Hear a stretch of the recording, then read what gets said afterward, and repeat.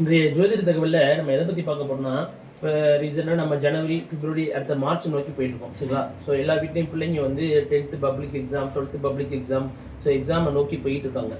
அவங்களுக்கு முக்கியமாக நல்லா படிச்சிடுறாங்க ஓகேங்களா? ஸோ படிச்சுட்டு நல்லா ப்ரிப்பேர்லாம் பண்ணிட்டாங்க.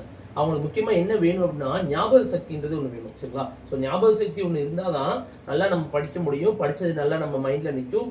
நல்லா படித்ததை போய் நம்ம எக்ஸாம் பேப்பரில் ப்ரெசென்ட் பண்ண முடியும் சரிங்களா? ஸோ நம்ம பிள்ளைங்க நல்லபடியாக எக்ஸாம் பேப்பரில் போய் நம்ம படித்ததை கரெக்டாக ஞாபகப்படுத்தி அதை ப்ரெசென்ட் பண்ணணும் அப்படின்னா ஆன்மீக ரீதியாக என்ன பண்ணலாம் அப்படின்னா ஞாபக சக்தின்றது குரு பகவான் சரிங்களா? ஸோ குரு பகவானோட ஆற்றல் அதிகமாக இருந்தால் தான் இந்த ஞாபக சக்தி நல்லா இருக்கும் ஓகேங்களா? ஸோ இந்த ஞாபக சக்தியை இம்ப்ரூவ் பண்ணுறதுக்கு என்ன பண்ணலாம் அப்படின்னா யானைக்கு உணவு வழங்குகள் சரிங்களா?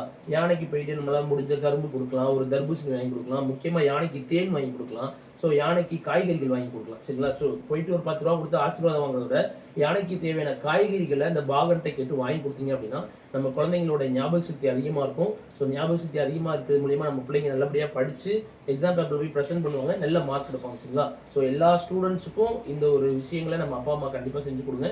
நல்லா எல்லா குழந்தைங்களும் நல்லபடியாக எக்ஸாம் எழுதணும். நானும் எங்கள் அப்பா சொக்கநாதனை வேண்டிக்கிறேன். நன்றி நண்பர்களே.